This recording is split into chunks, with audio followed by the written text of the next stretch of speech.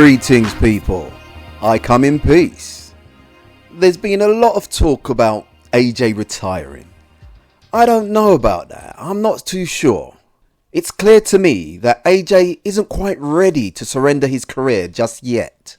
And I don't blame him. His last outing with Dubois was disheartening, unpleasant, and completely dissatisfying. His performance was utterly insufficient. I can't express to you how unsatisfactory this was. If AJ fought how we know he can, and he still lost, fine, that's the name of the game. You win some, and you lose some. But that's not what we saw. AJ seemed to forget the fundamentals of boxing automatically and spontaneously. After the knockdown, it became a tall task, but not insurmountable. After getting up from a direct hit on the button and weathering a few storms, he managed to detonate a huge punch on Daniel Dubois, which had him retreating and wary.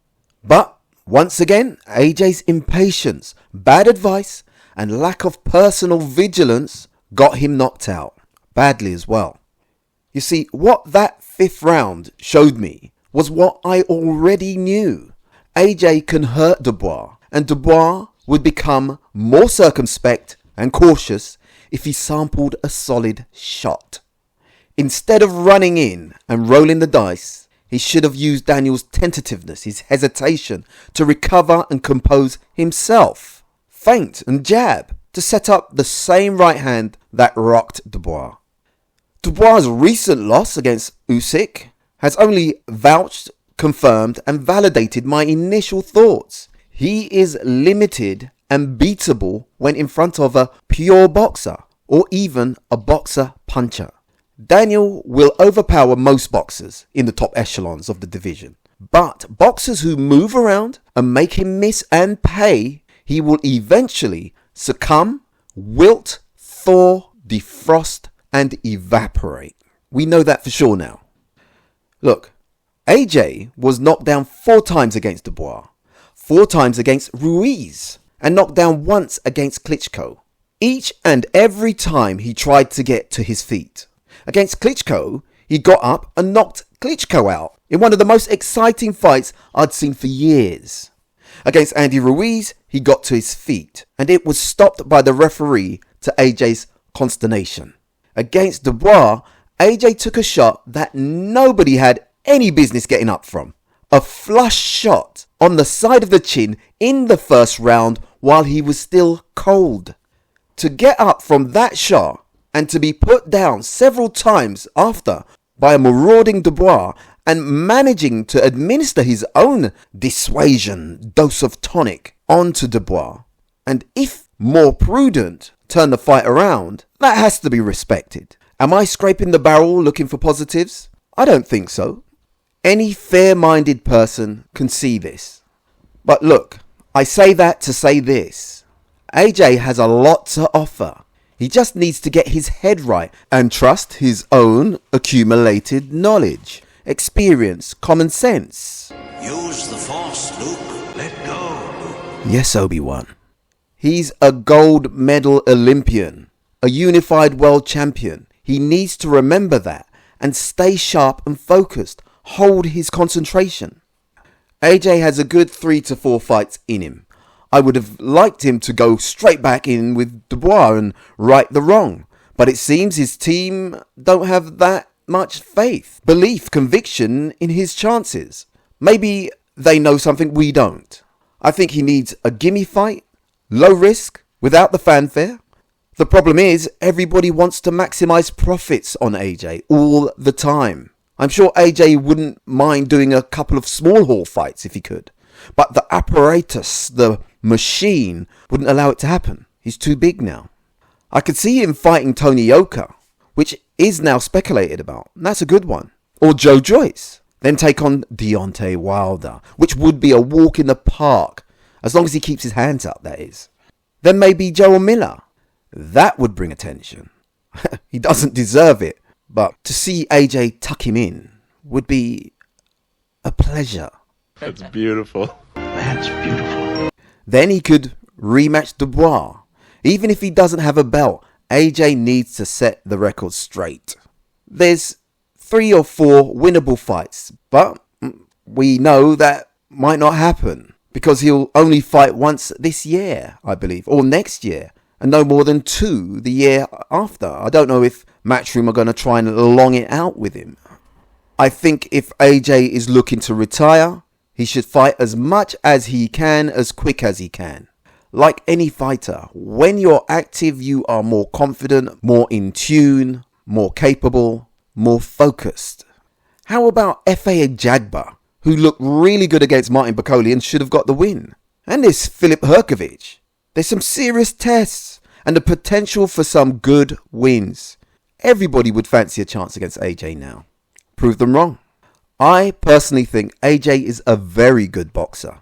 Somewhere down the line, he's lost his belief. He needs to use his feet, which got pretty good after the Ruiz loss, but he forgot to use it with Dubois. He needs to use the defensive skills he's capable of and be courageous enough to throw his combinations inside or in range. He has to anticipate, predict and read when's the best moment to let go his salvos. If you're scared to get hit inside, break your combinations into increments, phases, 1-2, slip, 3-2, weave, 2-3, for instance. That's a 6-punch combo broken up into 3 phases with 2 defensive maneuvers, not forgetting the obligatory hands back to starting position, usually after a feint or countering a sloppy attack, and be aware of counters coming back. He has more than enough ability to cause havoc in the last phase, cycle, dusk of his career.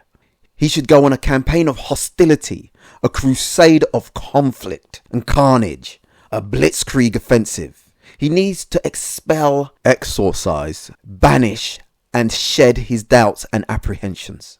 The only way he can do it is by embracing the crucible, the pot, the cauldron. But alas, there's too many cooks in the kitchen, too many people to please, too much money at risk. If AJ still has the zeal, the passion, the desire for boxing, then storm the Bastille, the castle, for one last hurrah. Come on, just go for it. Pull all of your knowledge and ability together, simultaneously, and have fun with it. I wouldn't blame him if he retired. He's been a great ambassador for boxing and has taken unwarranted castigation and defamation over the years. And the AJ period really did expose the liars, the cowards, the infantile pettiness and jealousies that pervades boxing with its managers and promoters, and sometimes the fighters themselves. AJ needs to take control of what's left of his career and fight the fights that helps him build his confidence. I think AJ wants to please everybody, but he's only got a kick in the pants for it. Just forget the external noise now. It's all you. As for the Jake Paul fight, that should be the last fight he takes, if at all. It's wasting precious time and just a money grab that he doesn't need. He needs his respect. AJ gets nothing from it. Maybe a prison sentence. It's not worth the humiliation, the aberration, the oddity of it all. Don't go out like that. AJ still pulls the crowd. And Wembley, during the Dubois-Usyk fight, didn't look as full as I've seen it before. And if AJ starts to win again, maybe Fury's jealousy, envy and covetousness could bring him out of his retirement, his temporary quarantine from boxing. Fury's such a pocket watcher. Just tell him how much money you're getting for your next fight, and he'll be out of retirement as quick as you can say, psych. AJ, whether you keep boxing or retire, take a bow. Anyway, thanks for listening. Please subscribe if you like. But remember, choose life. The other day I read in the papers and was very startled by it. They said that you were trained up here to the background music of a 4-piece band. What was the purpose of that, Archie? Well, I had my band, Lucky Thompson's band, that is, to come up here and play accompaniment, the rhythm that I use to punch the speed bag and skip a little rope. You know, rhythm is a great thing, and rhythm is a part of fighting. Certainly, combinations of punches, it is rhythm, isn't it? That's right. Did it tire you out as much as it without music? No, you see, Ed, Have you ever been to a dance and dancing the whole night through, and then when you go home, you're not tired, because why is that rhythm gets into you, you know, and the music gets mixed up in you, and you just go on and on.